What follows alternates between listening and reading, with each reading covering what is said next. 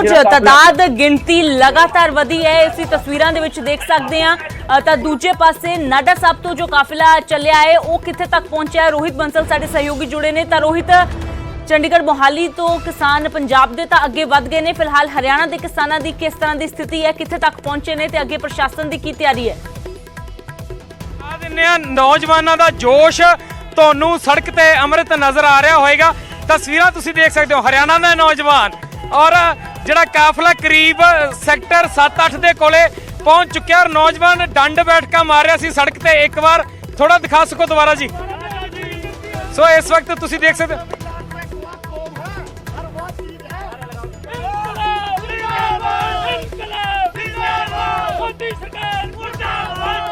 सो तस्वीरां तुसी हरियाणा के नौजवानों ने, जिथे कहा जाता है कि देशों में देश हरियाणा, यहाँ दूध दही का खाना। सो हरियाणे का एरिया जिथे दूध दही का खाना मशहूर है। और उत्थे अज जस बाजवा पंजाबी सिंगर ने वो पहुंचे हुए ने, उन्हां नाल गलबात करन दी कोशिश करांगे कि गुरदासपुरिया गभरू अज हरियाणा के एरिए दे विच नजर आ रहा है। सो जस बाजवे दे नाल गलबात कर लेने।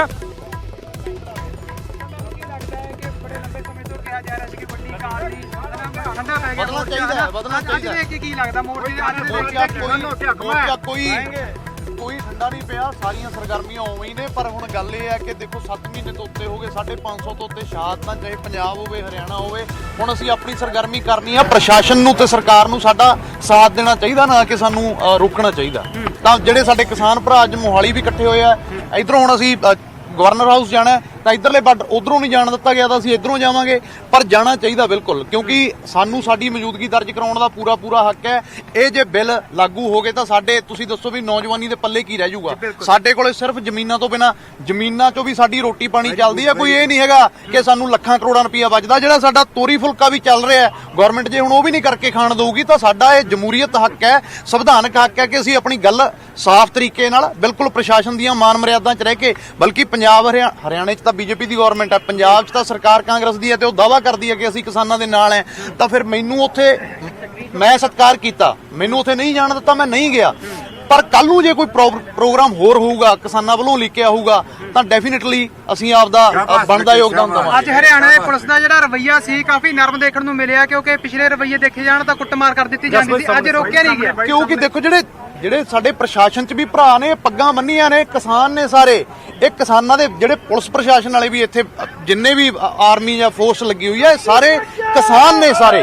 ਤਾਂ ਇਹਨਾਂ ਦੇ ਦਿਲ 'ਚ ਵੀ ਇੱਕ ਦਰਦ ਹੈ, ਇਹਨਾਂ ਦੀ ਇੱਕ ਮਾਨ ਮਰਿਆਦਾ ਹੈ। ਚਲੋ ਇਹਨਾਂ ਨੇ ਡਿਊਟੀ ਕਰਨੀ ਹੈ, ਪਰ ਫਿਰ ਵੀ ਇਹਨਾਂ ਦਾ ਜਿਹੜਾ ਰਵੱਈਆ ਸਾਡੇ ਨਾਲ ਬੜਾ ਸਹਿਜ ਫਰੈਂਡਲੀ ਹੈ। ਇਹ ਅੱਗੇ ਸਾਨੂੰ ਨਹੀਂ ਰੋਕ ਰਹੇ, ਕਿਉਂਕਿ ਇਹਨਾਂ ਨੂੰ ਵੀ ਪਤਾ ਹੈ ਕਿ ਸਾਡੀਆਂ ਜਿਹੜੀਆਂ ਮੰਗਾਂ ਨੇ ਉਹ ਬਿਲਕੁਲ ਜਾਇਜ਼ ਨੇ। 7 ਮਹੀਨੇ ਹੋ ਗਏ ਬਾਈ ਜੀ, ਇਹ ਨੌਜਵਾਨੀ ਜਿੱਥੇ ਤਾਂ ਆਪਦੇ ਕੰਮਾਂ ਕਾਰਾਂ ਤੇ ਲੱਗਦੀ ਹੋਵੇ, ਅੱਜ ਇੱਥੇ ਦਿਨ ਪਰ ਰਾਤ ਸਾਨੂੰ ਪ੍ਰੋਟੈਸਟ ਕਰਨਾ ਪੈਂਦਾ। ਦਿੱਲੀ ਬੈਠਿਆਂ ਨੂੰ ਤਪਦੀ ਗਰਮੀ ਦੇ ਵਿੱਚ ਸਾਡੇ ਕਿਸਾਨ ਭਰਾ ਬੈਠੇ ਆ, ਤਾਂ ਸਾਡੇ ਕੋਲੇ ਹੱਕ ਹੈ ਕਿ ਅਸੀਂ ਅੱਗੇ ਵਧੀਏ। ਤੇ ਆਪਦੀ ਸਾਨੂੰ ਸੰਯੁਕਤ ਮੋਰਚੇ ਨੇ ਕਾਲ ਦਿੱਤੀ ਹੈ ਨਾ, ਜਦੋਂ ਪੂਰੇ ਭਾਰਤ 'ਚ ਕਾਲ ਦਿੱਤੀ ਹੈ, ਤਾਂ ਫਿਰ ਪੂਰਾ ਇਕੱਲਾ ਪੰਜਾਬ 'ਚ ਰੋਕਣਾ, ਚਲੋ ਫਿਰ ਵੀ ਅਸੀਂ ਮੰਨ ਗਏ। ਪ੍ਰਸ਼ਾਸਨ ਦੀ ਅਸੀਂ ਗੱਲ ਮੰਨ ਕੇ, ਉਹਨਾਂ ਨੇ ਕਿਹਾ ਨਹੀਂ ਆਉਣਾ, ਅਸੀਂ ਨਹੀਂ ਗਏ।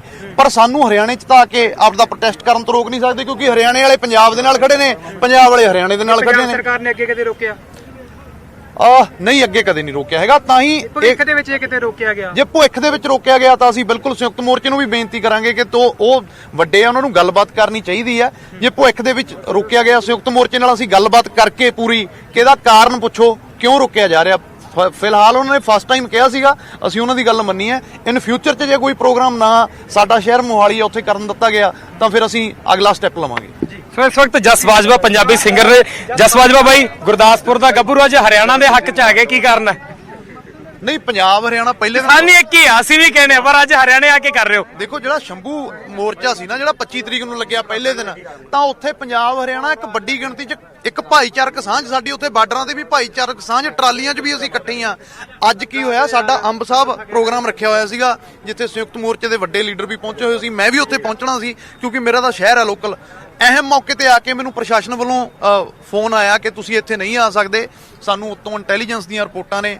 ਤਾਂ ਪ੍ਰਸ਼ਾਸਨ ਦੀ ਗੱਲ ਮੰਨਦੇ ਹੋਏ ਅਸੀਂ ਹਵਾਲਾ ਕੀ ਦਿੱਤਾ ਗਿਆ? ਇੰਟੈਲੀਜੈਂਸ ਦੀ ਰਿਪੋਰਟ 'ਚ ਕੀ ਕਿਹਾ ਗਿਆ? ਤੁਹਾਡੀ ਜਾਨ ਨੂੰ ਖਤਰਾ ਜਾਂ ਕੀ ਕਾਰਨ ਹੈ? ਤੁਹਾਡੇ ਤੋਂ ਕੀ ਖਤਰਾ ਹੈ? ਉਹ ਤਾਂ ਹੁਣ ਪ੍ਰਸ਼ਾਸਨ ਦੱਸੂਗਾ ਨਾ ਜੀ। ਤੁਹਾਨੂੰ ਕੀ ਹਵਾਲਾ ਦਿੱਤਾ? ਮੈਨੂੰ ਸਿਰਫ ਇਹੀ ਗੱਲ ਕਹੀ ਗਈ ਹੈ ਕਿ ਉਹ 14 ਅਧਿਕਾਰੀਆਂ ਨੇ ਮੇਰੇ ਨਾਲ ਗੱਲ ਕੀਤੀ ਕਿ ਇੰਟੈਲੀਜੈਂਸ ਦੀਆਂ ਰਿਪੋਰਟਾਂ ਨੇ, ਸੰਯੁਕਤ ਮੋਰਚੇ ਨਾਲ ਸਾਡੀ ਗੱਲ ਹੋ ਚੁੱਕੀ ਹੈ ਕਿ ਤੁਸੀਂ ਇੱਥੇ ਨਹੀਂ ਆਓਗੇ।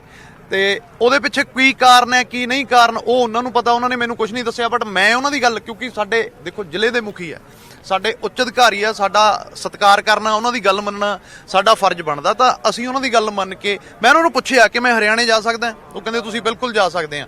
ਤਾਂ ਮੈਂ ਹਰਿਆਣੇ, ਪੰਜਾਬ 'ਚ ਨਹੀਂ ਗਿਆ, ਮੈਂ ਹਰਿਆਣੇ 'ਚ ਆ ਗਿਆ, ਕਿਉਂਕਿ ਕਿਸਾਨੀ ਅੱਜ ਮੁੱਦਾ ਸਾਰਿਆਂ ਦਾ ਸੇਮ ਹੈ ਪੂਰੇ ਭਾਰਤ 'ਚ। ਪੰਜਾਬ, ਹਰਿਆਣਾ, ਹਿਮਾਚਲ, ਰਾਜਸਥਾਨ ਕੋਈ ਮੁੱਦਾ ਨਹੀਂ। ਅਸੀਂ ਇੱਧਰੋਂ ਜਾ ਵੜਾਂਗੇ, ਅਸੀਂ ਆਪਣੀ ਗੱਲ ਹੀ ਰੱਖਣੀ ਆ, ਸਾਨੂੰ ਕੋਈ ਫਰਕ ਨਹੀਂ ਪੈਂਦਾ ਕਿ ਪੰਜਾਬ ਤੋਂ ਰੱਖੀਏ ਜਾਂ ਹਰਿਆਣੇ ਤੋਂ ਰੱਖੀਏ। ਸੋ ਤੁਹਾਨੂੰ ਅੱਜ ਰੋਕਿਆ ਗਿਆ ਗਾ, ਜੇਕਰ ਭਵਿੱਖ ਦੇ ਵਿੱਚ ਕੋਈ ਜਿਹੀ ਗੱਲਬਾਤ ਹੁੰਦੀ ਹੈ ਕੀ ਐਕਸ਼ਨ ਲਿਆ ਜਾਏਗਾ? ਸੰਯੁਕਤ ਕਿਸਾਨ ਮੋਰਚੇ ਨਾਲ ਗੱਲਬਾਤ ਕੀਤੀ ਜਾਏਗੀ ਔਰ ਅਧਿਕਾਰੀਆਂ ਨੂੰ ਬਾਅਦ ਚ ਮੁਲਾਕਾਤ ਕਰੋਗੇ ਕਿ ਕਾਰਨ ਕੀ ਰਹੇਗਾ, ਕਿ ਮੇਰੇ ਤੋਂ ਖਤਰਾ ਸੀ ਜਾਂ ਮੈਨੂੰ ਖਤਰਾ ਕੋਈ? ਇਹ ਚੀਜ਼ ਤਾਂ ਕਲੀਅਰ ਹੋਣੀ ਚਾਹੀਦੀ ਹੈ ਨਾ। ਮੈਂ ਬਿਲਕੁਲ, ਮੈਂ ਕਹਿੰਦਾ ਚਲਦੇ ਚਲਦੇ ਗੱਲਬਾਤ ਕਰਾਂਗੇ। ਮੈਂ ਬਿਲਕੁਲ ਅੱਜ ਦੀ ਜਿਹੜੀ ਸਾਡਾ ਇਹ ਪ੍ਰੋਗਰਾਮ ਗਵਰਨਰ ਹਾਊਸ ਜਾਣ ਦਾ, ਇਸ ਤੋਂ ਬਾਅਦ ਚ ਮੈਂ ਜਾ ਕੇ ਮਿਲੂੰਗਾ। ਜੇ ਤਾਂ ਕੋਈ ਦੇਖੋ ਪ੍ਰਸ਼ਾਸਨ ਦੇ ਉੱਚ ਅਧਿਕਾਰੀ ਨੇ, ਵੱਡੇ ਅਧਿਕਾਰੀ ਨੇ, ਕੋਈ ਨਾ ਕੋਈ ਗੱਲ ਤਾਂ ਉਹਨਾਂ ਕੋਲ ਪਹੁੰਚੀ ਹੋਊਗੀ। ਮੈਂ ਜਾ ਕੇ ਪੁੱਛੂੰਗਾ, ਉਹਨਾਂ ਨੂੰ ਮਿਲੂੰਗਾ ਮੈਂ ਜਾ ਕੇ। ਬਿਲਕੁਲ ਰੋਹਿਤ, ਇਸ ਦਾ ਜਵਾਬ ਤਾਂ ਬਣਦਾ ਹੈ ਕਿਉਂਕਿ ਇੰਟੈਲੀਜੈਂਸ ਦੇ ਵੱਲੋਂ ਉਹਨਾਂ ਦੀਆਂ ਵੀ ਜ਼ਿੰਮੇਵਾਰੀਆਂ ਨੇ, ਉਹਨਾਂ ਨੇ ਸਿਰਫ ਮੈਨੂੰ ਇੰਨੀ ਗੱਲ ਕਹੀ ਹੈ। ਗੰਭੀਰਤਾ ਦੇ ਨਾਲ ਲਿਆ ਜਾ ਰਿਹਾ ਸੀ, ਪਰ ਜਸ ਬਾਜਵਾ ਨੂੰ ਰੋਕਣ ਦਾ ਕਾਰਨ ਕੀ ਹੈ? ਕਿ ਜਸ ਬਾਜਵਾ ਤੋਂ ਖਤਰਾ ਹੈ ਜਾਂ ਜਸ ਬਾਜਵਾ ਨੂੰ ਖਤਰਾ ਹੈ? ਇਹ ਫਿਲਹਾਲ ਕੀ ਕਾਰਨ ਨਿਕਲ ਕੇ ਸਾਹਮਣੇ ਆਉਂਦਾ ਹੈ? ਰੋਹਿਤ, ਫਿਰ ਤੋਂ ਤੁਹਾਡਾ ਰੁਖ ਕਰਦੇ ਹਾਂ, ਤੁਸੀਂ ਤਸਵੀਰਾਂ ਦਰਸ਼ਕਾਂ ਦੇ ਨਾਲ ਸਾਂਝੀਆਂ ਕਰਦੇ ਰਹੋ। ਫਿਲਹਾਲ ਚੰਡੀਗੜ੍ਹ ਮੋਹਾਲੀ ਬਾਰਡਰ ਤੋਂ ਜਿਹੜੇ ਕਿਸਾਨ ਅੱਗੇ ਵਧੇ ਨੇ, ਉੱਥੇ ਵੀ ਲਗਾਤਾਰ ਜੋ ਸਰਗਰਮੀ ਵਧੀ ਹੋਈ ਹੈ। ਮਨੋਜ ਰਾਠੀ ਸਾਡੇ ਸਹਿਯੋਗੀ ਜੁੜੇ ਨੇ। ਤਾਂ ਮਨੋਜ, ਕਿੱਥੇ ਪਹੁੰਚਿਆ ਹੈ ਕਾਫਿਲਾ? ਫਿਲਹਾਲ ਕੀ ਕੁਝ ਜਾਣਕਾਰੀ ਹੈ? देखो अमृत, ये लगातार जो काफिला है वो बढ़ता जा रहा है, यानी कि चंडीगढ़ जो है वो इंटर हो चले ने।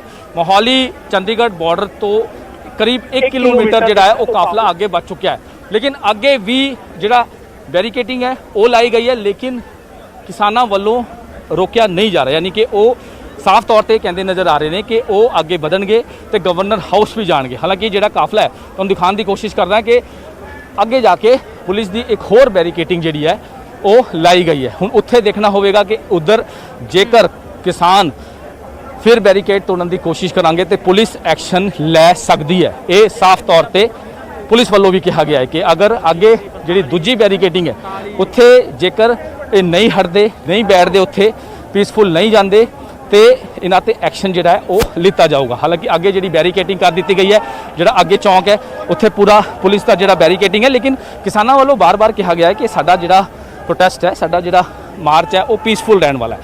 हालांकि चंडीगढ़ दे इंटर हो चले ने जिहड़े किसान आगू हैं और जिहड़े जथेबंदी हैं, लीडर जिहड़े हैगे, बड़े लीडर जिहड़े हैं वो हजे पीछे हैं, लेकिन जिहड़े किसान जथेबंदी जे जिहड़ा यूथ सब तो वध जिहड़ा यूथ इत्थे देखण नूं मिल रहा है। तो असीं कह सकते हैं कि स्थिति जिहड़ी सिचुएशन जिहड़ी है वो तनावपूर्ण हो सकती है जेकर इत्थे जिहड़ी दूजी जिहड़ी बैरिकेडिंग है उत्थे जेकर पुलिस रोकदी है, किसान नहीं रुकते, तो उत्थे जिहड़ी सिचुएशन है वो तनावपूर्ण हो सकती है। बार बार जिहड़े लीडर्स हैं वो ये कहते जरूर नज़र आ रहे सीगे कि कोशिश करांगे साडा पीसफुल मार्च होवे। अधिकारियों नाल साडी गलबात हुई है, प्रशासनिक अधिकारियों नाल लगातार साडी गलबात चल रही है, लेकिन जिहड़ी बैरिकेटिंग पहला ब्रेक की है तो हुण दूजी जिहड़ी बैरिकेटिंग है वो भी आ चुकी है, यानी कि चंडीगढ़ के अंदर इंटर होने तो बाद 1 किलोमीटर जिहड़ा है वो किसान इत्थे पहुँच चुके हैं। बार बार किसान जथेबंदी वालों एक गल कही गई है कि पीसफुल जिहड़ा है वो मार्च असीं कढ रहे हैं, तो जिहड़ा साडा डेलीगेशन है 5-6 साडे जिहड़े लीडर ने वड्डे वो गवर्नर नूं मिलन जाणगे ते उस तो इलावा कोई नहीं जाएगा। लेकिन जिद्दां तुसीं सिचुएशन देखी, पहला जिहड़ा बैरिकेटिंग है वो तोड़ दिता गया, फोर्सफुली ट्रैक्टर जिहड़े है वो चलाने की कोशिश जिहड़ी है वो की गई है।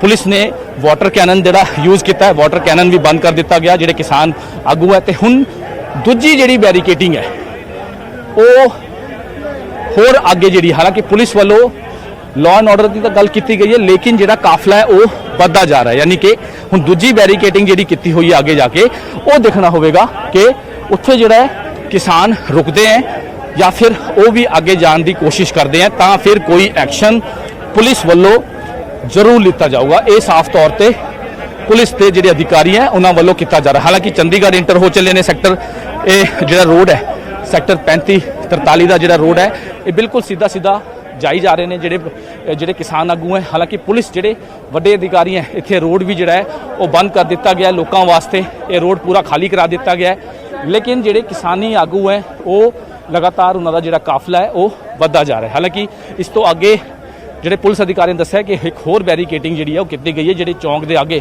तो हुण किन्नी दूर किन्नी आगे ये पहुँचते हैं, किस तरह की आगे इन्हां दी रणनीति है ये देखने वाली गल होगी। लेकिन ਜਿਸ ਤਰ੍ਹਾਂ ਦੀ ਸਿਚੁਏਸ਼ਨ ਹੈ ਅੰਮ੍ਰਿਤ, ਜਿਸ ਤਰ੍ਹਾਂ ਦੀ ਜਿਹੜੀ ਸਿਚੁਏਸ਼ਨ ਹੈ ਉਹ ਲੱਗ ਰਿਹਾ ਹੈ ਕਿ ਪੁਲਿਸ ਐਕਸ਼ਨ ਲੈ ਸਕਦੀ ਹੈ ਜੇਕਰ ਇਹਨਾਂ ਨੇ ਦੂਜੀ ਬੈਰੀਕੇਟਿੰਗ ਬ੍ਰੇਕ ਕੀਤੀ ਜਾਂ ਕਿਸੇ ਤਰ੍ਹਾਂ ਦੀ ਵੀ ਕੋਈ ਵਾਇਓਲੇਸ਼ਨ ਕੀਤੀ ਤਾਂ ਇਹਨਾਂ ਖਿਲਾਫ ਜਿਹੜਾ ਐਕਸ਼ਨ ਹੈ ਉਹ ਲਿਆ ਜਾ ਸਕਦਾ ਹੈ। ਲੇਕਿਨ ਹਜੇ ਵੀ ਜਿਹੜਾ ਕਾਫਲਾ ਹੈ ਉਹ ਲਗਾਤਾਰ ਵੱਧਦਾ ਜਾ ਰਿਹਾ ਹੈ। ਤਸਵੀਰਾਂ ਤੁਹਾਡੇ ਟੀਵੀ ਸਕਰੀਨ ਤੇ ਗਰਾਊਂਡ ਜ਼ੀਰੋ ਤੇ ਨਿਊਜ਼ 18 ਸਵੇਰ ਤੋਂ ਹੀ ਤੁਹਾਨੂੰ ਸਾਰੀ ਅਪਡੇਟ ਦੇਣ ਦੀ ਕੋਸ਼ਿਸ਼ ਜਿਹੜੀ ਹੈ ਉਹ ਕੀਤੀ ਜਾ ਰਹੀ ਹੈ।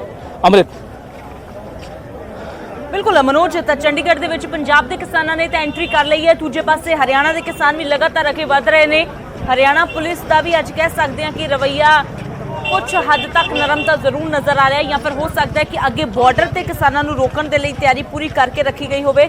ਪਰ ਦੂਜੇ ਪਾਸੇ ਹੁਣ ਜਿਵੇਂ ਤੁਸੀਂ ਦੱਸਿਆ ਕਿ ਸੈਕਟਰ 35 ਦੀ ਰੋਡ ਤੇ ਪੈ ਗਏ ਨੇ ਕਿਸਾਨ, ਪਰ ਅੱਗੇ ਹੁਣ ਕਿੱਥੇ ਰੋਕਿਆ ਜਾਂਦਾ ਹੈ ਕਿਉਂਕਿ ਅੱਗੇ ਹਜੇ ਗਵਰਨਰ ਹਾਊਸ ਦਾ ਤਾਂ ਰਸਤਾ ਹਜੇ ਥੋੜਾ ਸਮਾਂ ਪਿਆ ਹੈ। ਤਾਂ ਹੋ ਸਕਦਾ ਹੈ ਕਿ ਗਵਰਨਰ ਹਾਊਸ ਦੀ ਰੋਡ ਜਦੋਂ ਸ਼ੁਰੂ ਹੁੰਦੀ ਹੈ ਤਾਂ ਉੱਥੇ ਜ਼ਾਹਿਰ ਜੀ ਗੱਲ ਹੈ ਕਿ ਵੱਡੇ ਕਾਫਲਿਆਂ ਦੇ ਨਾਲ, ਵੱਡੇ ਪੁਖਤਾ ਸੁਰੱਖਿਆ ਪ੍ਰਬੰਧਾਂ ਦੇ ਨਾਲ ਜੋ ਪੁਲਿਸ ਪ੍ਰਸ਼ਾਸਨ ਦੇ ਵੱਲੋਂ ਇਹਨਾਂ ਕਿਸਾਨਾਂ ਨੂੰ ਰੋਕਣ ਦੀ ਕੋਸ਼ਿਸ਼ ਤਾਂ ਜ਼ਰੂਰ ਕੀਤੀ ਜਾਵੇਗੀ। ਤਾਂ ਮਨੋਜ, ਇਹ ਵੀ ਜਾਣਨਾ ਚਾਹਾਂਗੇ ਕਿ ਇੱਥੇ ਵੱਡੀ ਗਿਣਤੀ 'ਚ ਕਿਸਾਨ ਨਜ਼ਰ ਆ ਰਹੇ ਨੇ, ਤਾਂ ਸੀਨੀਅਰ ਕਿਸਾਨ ਆਗੂ ਜੋ ਬਲਬੀਰ ਸਿੰਘ ਰਾਜੇਵਾਲ, ਜੋ ਹਰਿੰਦਰ ਲਖੋਵਾਲ, ਰੁਲਦੂ ਸਿੰਘ ਮਾਨਸਾ, ਹਰਮੀਤ ਕਾਦੀਆਂ, ਕੀ ਉਹ ਸਾਰੇ ਕਿਸਾਨ ਵੀ ਇਸੇ ਕਾਫਲੇ ਦੇ ਵਿੱਚ ਸ਼ਾਮਿਲ ਨੇ ਜਾਂ ਫਿਰ ਉਹ ਅੱਗੇ ਪਹਿਲਾਂ ਹੀ ਨਿਕਲ ਚੁੱਕੇ ਨੇ? ਨਹੀਂ ਅੰਮ੍ਰਿਤ, ਉਹ ਜਿਹੜੇ ਲੀਡਰਸ ਨੇ, ਵੱਡੇ ਲੀਡਰਸ ਨੇ, ਉਹ ਪਿੱਛੇ ਰਹਿ ਗਏ ਨੇ। ਜਿਹੜੇ ਹੋਰ ਕਾਫਲਾ ਹੈ ਕਿਸਾਨਾਂ ਦਾ ਉਹ ਜਿਹੜਾ ਹੈਗਾ ਉਹ ਉਹਨਾਂ ਦੇ ਨਾਲ ਨੇ, ਕਿਉਂਕਿ ਸਭ ਤੋਂ ਵੱਡੀ ਦੇ ਵਿੱਚ ਗੱਲ ਹੈ ਕਿ ਜਿਹੜੀ ਤਾਦਾਦ ਹੈ ਉਹ ਲਗਾਤਾਰ ਵਧੀ ਹੈ। ਹਾਲਾਂਕਿ ਇਹਨਾਂ ਵੱਲੋਂ ਕਿਹਾ ਗਿਆ ਸੀ ਕਿ 5 ਤੋਂ 7 ਹਜ਼ਾਰ ਦੀ ਜਿਹੜੀ ਇਹਨਾਂ ਦੀ ਕਾਊਂਟਿੰਗ ਸੀਗੀ ਕਿ 5 ਤੋਂ 7 ਹਜ਼ਾਰ ਜਿਹੜੇ ਇੱਥੇ ਕਿਸਾਨ ਆਗੂ ਵੱਖ-ਵੱਖ ਜ਼ਿਲ੍ਹਿਆਂ 'ਚੋਂ ਬੁਲਾਏ ਗਏ ਨੇ, ਲੇਕਿਨ ਤਾਦਾਦ ਜਿਹੜੀ ਹੈ ਉਹ ਵਧੀ ਹੈ। ਤਸਵੀਰਾਂ ਬਿਆਨ ਕਰਦੀ ਹੈ। ਹਾਲਾਂਕਿ ਜਿਹੜੇ ਅੱਧੇ ਲੀਡਰ ਨੇ ਉਹ ਸਭ ਤੋਂ ਅੱਗੇ ਨੇ, ਜਿਹੜੇ ਬਾਕੀ ਦੂਜੇ ਲੀਡਰਸ ਨੇ ਵੱਡੇ ਉਹ ਪਿੱਛੇ ਹੈ।